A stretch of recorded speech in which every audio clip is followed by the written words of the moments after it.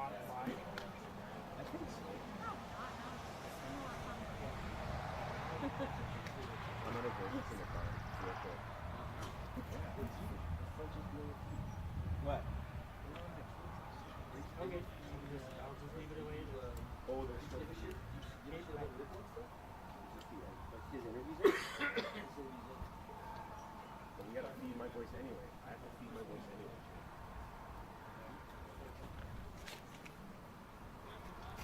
Well, I have to feed my voice anyway, so I just record it later and then we can click on it. Well, they like the I think it was so Jeff told me if they're gonna keep listening.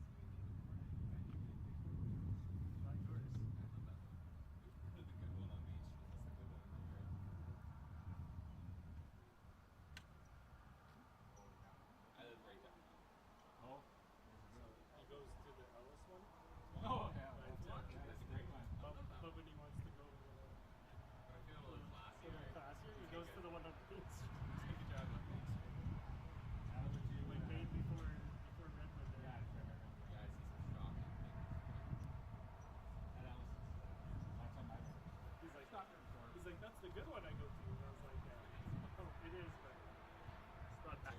The thing is, you go to those ones.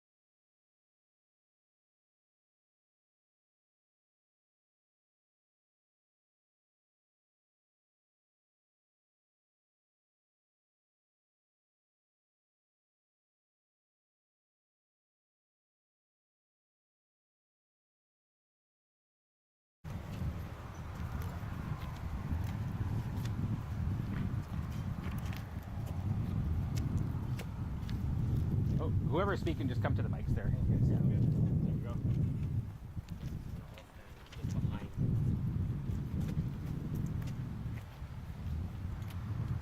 Good afternoon. My name is Superintendent Chris Hastie with the Manitoba RCMP.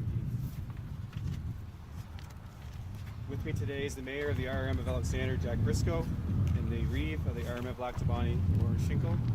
Also here is Christine Stevens, Assistant Deputy Minister of the Manitoba Emergency Management Organization. Also with me today is Jill Shale, a Sergeant Conservation Officer. I'm very saddened to share that earlier this morning, officers with the Manitoba RCMP recovered two bodies believed to be an adult male and female just off Windigo Road in the RM of Lac du Bonnet. It is believed they succumbed to injuries sustained in the wildfire.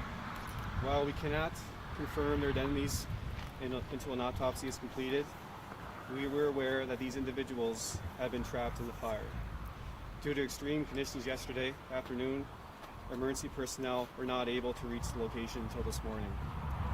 At this time, we have no additional reports of unaccounted people related to the Lac du Bonnet wildfire. This has been an incredibly challenging time for the community, and no doubt today's tragic news will make it even more difficult. On behalf of the Manitoba RCMP, we extend our deepest condolences to the families, friends, loved ones, as well as to the entire community of Lac du Bonnet on this loss. This is an active fire, and our officers, including our search and rescue unit, are on scene and ready to help.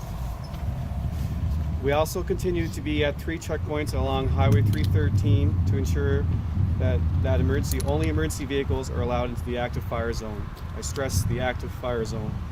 I know many evacuated residents are anxious to return to check on their homes, cottages, and property. I have traveled in the fire zone multiple times over the last couple of days and can assure everyone that this remains an active fire and conditions change rapidly. There are hot spots, down hydro lines, as well as dangerous structures. We also have a very large number of firefighters, conservation officers, and hydro workers doing their critical work at this time. We ask all residents to please avoid this area to allow for emergency personnel to do their work. A major concern that has been brought to our attention here in Lac du Bonnet today is that we receive reports of drone activity over the fire area. This has resulted in firefighting aircraft being grounded. This is restricted airspace. I want to be very clear that drones are not to be flown at this time. It is significantly impeding the work of all support for this fire. I will now ask Constable Véronique Bergeron, who is a member of the Lac du Bonnet community and an evacuee, to read the French statement. I will then be able to answer any questions. Thank you. Bonjour. Je suis très attristée d'annoncer que plus tôt ce matin, des policiers de la GRC du Manitoba ont découvert 2 corps que nous croyons être ceux d'un homme et d'une femme adultes près du chemin Wendigo, dans la municipalité rurale de Lac du Bonnet. Nous pensons qu'ils ont succombé aux blessures subies lors d'incendies de forêt. Bien que nous ne puissions pas confirmer leur identité tant que l'autopsie n'aura pas été effectuée, nous savons que ces personnes ont été prises au piège dans l'incendie. En raison des conditions extrêmes, le personnel d'urgence n'a pu atteindre le lieu que ce matin.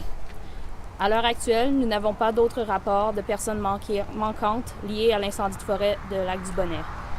Cette période a été incroyablement difficile pour la communauté et il ne fait aucun doute que les nouvelles tragiques d'aujourd'hui rendront la situation encore plus difficile.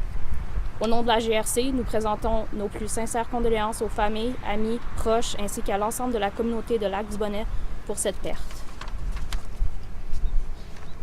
Il s'agit d'une zone d'incendie active et nos officiers, y compris notre unité de recherche et de sauvetage, sont sur place et prêts à intervenir. Nous continuons également à être présents à 3 points de contrôle le long de la route 313 pour nous assurer que seuls les véhicules d'urgence sont autorisés à pénétrer dans la zone d'incendie active. Je sais que de nombreux habitants évacués sont impatients de revenir pour vérifier l'état de leur maison, chalet et biens. Je me suis rendue à plusieurs reprises dans la zone d'incendie au cours des 2 derniers jours et je peux vous assurer qu'il s'agit toujours d'une zone d'incendie actif et que les conditions changent rapidement. Il y a des points chauds, des lignes électriques tombées ainsi que des structures dangereuses. Nous avons également un très grand nombre de pompiers, d'agents de la protection de la faune et de travailleurs de l'hydroélectricité qui effectuent leur travail essentiel. Nous demandons à tous les résidents d'éviter la zone afin de permettre au personnel d'urgence de terminer leur travail. Une préoccupation majeure vient d'être portée à notre attention. Nous avons reçu des rapports sur l'activité de drones au-dessus de la zone d'incendie. Les avions de lutte contre les incendies sont donc cloués au sol. Il s'agit d'un espace aérien restreint et je tiens à préciser qu'il est interdit de faire voler des drones dans l'espace aérien. Il gêne considérablement le travail de tous les services de soutien aérien et de lutte contre les incendies. Merci. Merci. I will now invite the Reeve of the RM of Lac du Bonnet, Loren Schinkel, to say some words. Well, thank you, Superintendent, and thank you to the media for being here. You know, this is a truly tragic event. I want to say that, we're a very close-knit community here, and certainly the family, friends, and loved ones that have been impacted by this have our profound sympathies at this news. Certainly a terrible situation. I want to thank as well all the frontline responders that helped work us through that terrible situation yesterday, as well as the RCMP for their ongoing support and now their involvement in this serious investigation. But again, our profound gratitude and our sympathies to the family, friends, and loved ones that have been impacted by this terrible situation. Thank you. I will now invite the Mayor and the RM of Alexander, Jack Brisco, to say some words. I thank you for coming out for this. It's a terrible situation to be in. Condolences go to the families and friends of the deceased. I just want to add right now that this is an ongoing situation and that evacuees must register with our emergency measures organization at the municipal office. If the evacuees have no place to go, we do have some resources available. Contact our EMO at 204-367-6182 or emo at rmalexander.com. Thank you. And finally, I will now invite Christine Stevens, Assistant Deputy Minister, Manitoba Emergency Management Organization, to say some words. First, I would like to extend our condolences to those who have lost loved ones and to the community of Lac du Bonnet.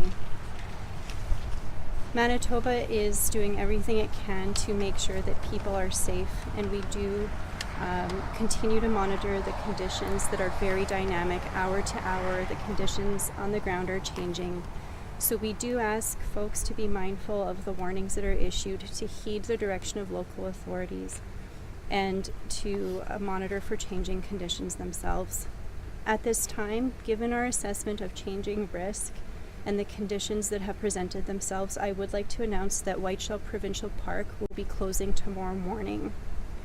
Further information on that will be issued by Parks, who has made the decision to close the Whiteshell Provincial Park. Those will follow shortly after this press conference. Thank you. I'll now open it up to questions for any of the speakers here. Maybe to start off, I know you said you can't identify the deceased at this point. Can you speak to what the relationship was? Were they found in the same area? Anything like that? No, I can't speak to the relationship at this time. Not to the location. Obviously in the Windigo Road area. We have investigators that are still gathering information, but it should be some more formal identity in the coming days. And so how were the deceased found? Like, in what manner were they found? Were you investigating the scene and then? No, you see, yesterday, Lac du Bonnet detachment received a report of people that were stranded by fires, and at the time, wildfire conditions were deplorable, and it did not provide any mechanism or any means for the police to access, or any first responder for that matter, to access the site. So, based on that information yesterday, we were pretty confident that the site we had to attend in person to verify that whether or not there was anybody that was left behind or able to escape. So the information provided to the detachment was pretty conclusive that we should be able to verify one way or another if someone was there. And then we went this morning, the detachment attended this morning, and we were able to confirm our worst fears. And when that was this home evacuated? Was it given an evacuation notice, and when was it? I believe that at that time there was an mandatory evacuation notice for that area, And Peut-être en français, revenir un peu sur les éléments. Donc, est-ce qu'on peut affirmer que ce sont des gens décédés en raison du feu de forêt? C'est pas une autre circonstance? De ce qu'on en comprend à ce moment-ci, oui, c'était dû aux incendies. Et je reviens un peu peut-être sur les questions posées en anglais. Donc, ce sont des gens, est-ce que c'est une maison? Est-ce qu'ils étaient sur la route? Est-ce qu'on peut savoir un peu l'endroit où les corps ont été retrouvés? On ne peut pas donner de détails en ce moment dû à l'enquête en cours. Mais un homme, une femme décédés, probablement en lien avec les feux de forêt ici à Lac du Bonnet. Exactement. Parfait. Merci. Reeve, Schinkel, I mean, a lot of us have been here all day today. We've been seeing that this is a very tight-knit community. I mean, what impact is this going to have on the residents when they find out what has happened? Well, I think it's needless to say that the whole community will be grieving with the family. Pending the outcome of the RCMP investigation that we're going to respect in the meantime. But we are a close-knit community, and I talked earlier to the media about the volunteerism and our community pulling together. There are rumors out there, but they're just that, and we have to respect the investigation that the RCMP are doing. But certainly our thoughts and prayers are with the loved ones and the people that are going to be impacted within the community by this horrible event. I have a question about the provincial park closing. Is that in reaction to these two deaths, or is that just as part of trying to contain the fire? Is there any relation between one and the other? No, they're not related necessarily. Our focus is on continuously assessing the situation on the ground and assessing for risk, and this is in response to risk that we've identified. Maybe for the province, what can we say about the fire right now? The website says around 4,008 hectares. Is it still the same thing you have? And where is it exactly located? Can we have a maybe more precise area? The situation is so dynamic. We have established a briefing to occur tomorrow morning with some more technical updates at that time. In Winnipeg or here? In Winnipeg. Thank you, everyone. Merci.